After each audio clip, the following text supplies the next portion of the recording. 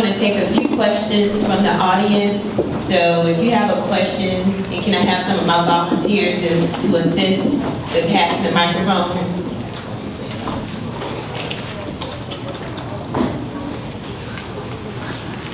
We have one over here.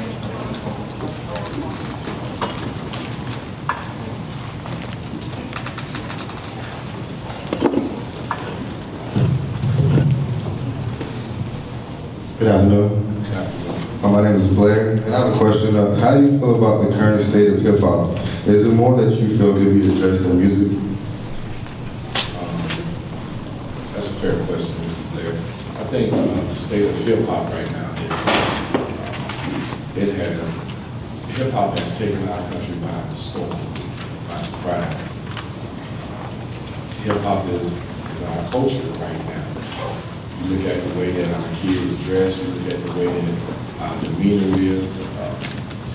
That's hip hop. It's not only in black society. That's mainstream. I see more skinny jeans in mainstream than I do in our society. I think what hip hop can do more for our society is eliminate the stereotype. And when I say that,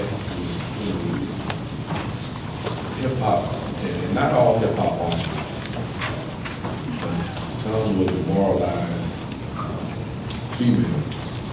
So if what our society is grappling on today is demoralizing females, what do you think the mindset of the rest of our population is? I think they can do more about it. By just being more respectful of our women, being more respectful of some of the acronyms that we use. You know what I'm saying? If we kind of eliminate those acronyms, hip-hop will have elevated itself to another level.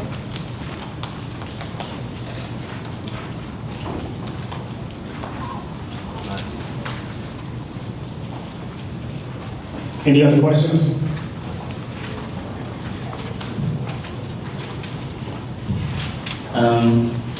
How do you, okay, so a lot of situations have happened. How do you feel about individuals who support the cause, but they don't really know what's going on? I think that you got to get acclimated with anything that you support. I don't think that you support a cause and you sign petitions or anything of that nature without knowing what's going on. Granted, and I'll use, and I like references to my situation. Until you know all the facts, I mean, facts is facts, and that is something that can't be changed. Until you know all the facts, you're not sure. Don't be so quick to jump on the bandwagon. Don't be so quick to be judgmental. In my situation, I had no choice but to be judgmental. We talking about my son, and seeing the photo of him laying on the ground, stretched out dead with his eyes closed, that led me to just say, hey, I don't care what you say. You have no right to take my son's life. So I was judgmental in that way, but I think that we should actually get to know the facts, get familiar with the situations. Right now, Ferguson, that's a touchy situation. And I've been there, and I walked that area, and I was right there with people, and there's a lot that's going on in that case. And I think that either way that case goes, it's going to be unrest. Because right now, as a whole, we on edge. We are ready, set, go. We actually right there. And we've been ready, set, go since Trayvon. But then all calm, we kept calm. So now in the Mike Brown case, it's like we really don't want to hear that. All we want is a conviction. We don't want to hear none of the other stuff. That's the mindset. We have to remain calm. We have to continue with this. stay prayerful about the situation. And however the situation turns out, man, I just hope it turns out for the best. Just hope it turns out for the best.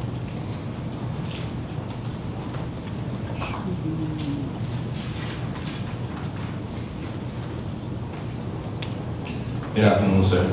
I noticed at the beginning you had shared that you grew up in a single parent home, but you said you still had your father in your life. What advice would you give to young kids who are in a single parent home but don't have the other side of the family? I think it is very important that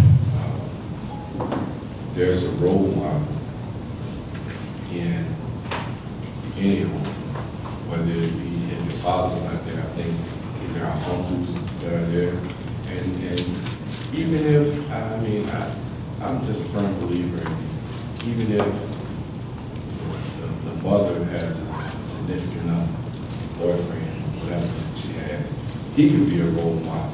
You don't have to see. We get too caught up in the theory that you have to be a parent, or you have to be a superstar, or you have to be a role model. You don't. And I think what we need to start looking for, I'm a big fan of hip hop, and I know that hip hop artists they are very big as far as role models.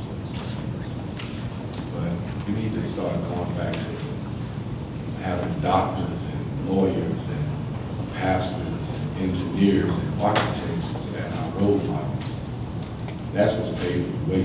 Hip hop is here, and it's not going anywhere. But what's the life expectancy of a rap artist? 5, 6, 7 years. That's if he's staying out of trouble. That's if he's not on this downward spiral. So I think we need to start looking for the educators, more the professional people, to give guidance to our kids. I was telling a young lady today, I'm starting to have a mentoring program with the foundation. So one of the things that I wanted to chime in on, one of the things that I wanted to focus on was teaming up kids that are on the wrong path with kids that have high GPAs, right? So common sense, both sense and street sense coincide. We just haven't figured it out yet. So I want to take the kids that are straight A students and not let them mentor the kids, because I'm going to get kids that's in the system. So I want them to see a different side than incarceration. So deal with these kids that's brainiacs that you really wouldn't talk to on, you know what I'm saying, in your usual application. Y'all intertwine, feed off each other. You learn from him. Both of y'all are gaining something, and it'll work out in the long run. So that's one of my pet peeves that I'm working on right now. And I see it all day. And the mentoring programs that are out there, they love the kids. They love the smart kids. They love the kids that got it. They love the kids that come from a 2-parent home. What about the kids that's lost in the system? Nobody cares about them. And whether you know it or not, right? That's the percentage that the statistics always weighing in on kids that don't care. They're not weighing in on the kids with those GPAs that's out in the open, you know, way out there. A kid that can sit down and discover what Einstein discovered in 5 minutes. They're not chiming in on those kids. They chiming in on the kids that bring in the house, stealing cars. The reason that they're doing it because nobody cares about it. Somebody has to care about it. Somebody has to try to reach out there and say, that's one of the things I'm trying to do. But I'm still working with the kids that's already on the right path.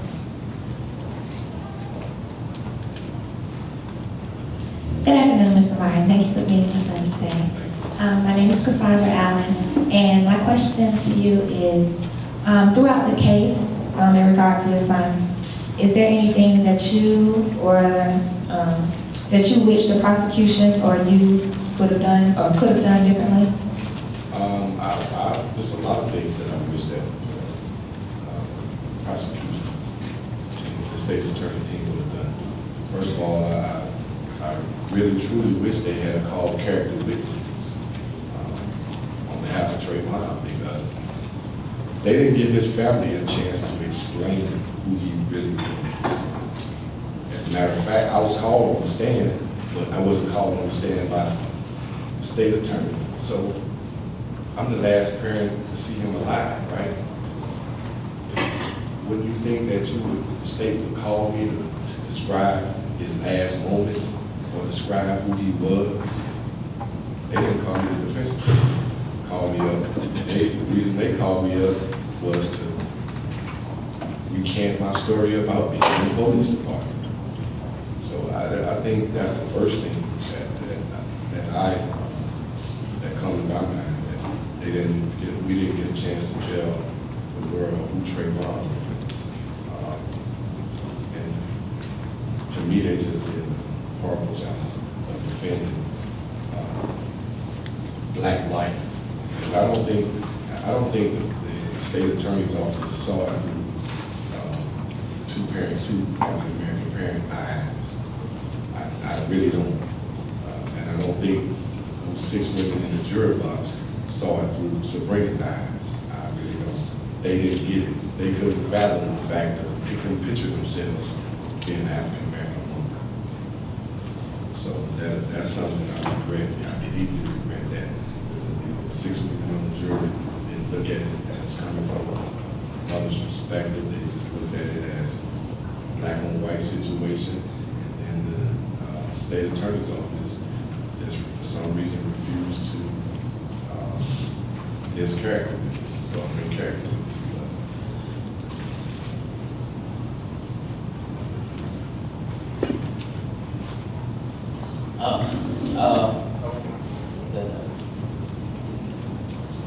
This will be our final question. Okay. Mr. Martin, my name is Tashika, and I was wondering, what would you have said on that stand if you got an opportunity to get that character witness? I'd have explained who my son was. I'd explain the things that he liked. I'd explain the things that he did. I'd explain his pluses and I'd explain his negatives. I'm a firm believer in you can't pour half the glass out and say, okay, you have to get a full story. I'm not afraid to say the things that society feels is bad about Trayvon, because I know he was a good kid.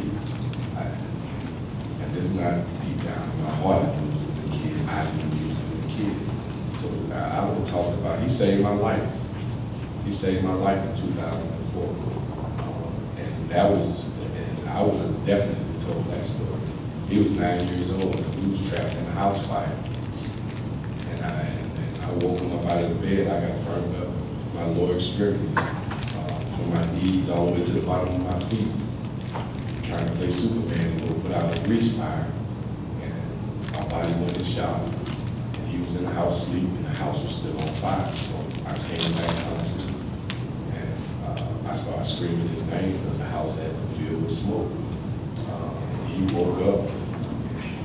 I told him he had to get us out of the house, and he actually drove me out of the kitchen onto the catwalk and went back in the house and got the phone. So, I owed him my life for saving my life, and one of my regrets in life was not being there to stop that bullet from hitting him. But that's something that I have to deal with in my own time, because as parents, we are protectors of our children.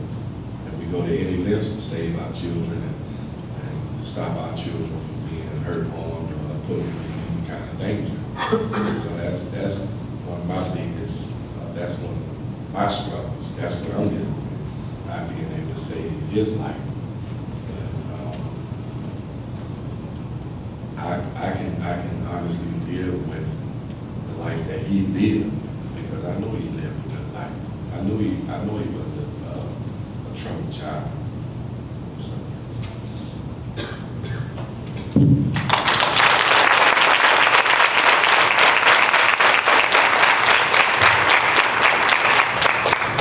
Thank you, Mr. Martin. And We hope you all had a great time today at the Diversity Conference. And on behalf of the Campus Life Conference Committee, we would like to present Mr. Martin with a token of appreciation.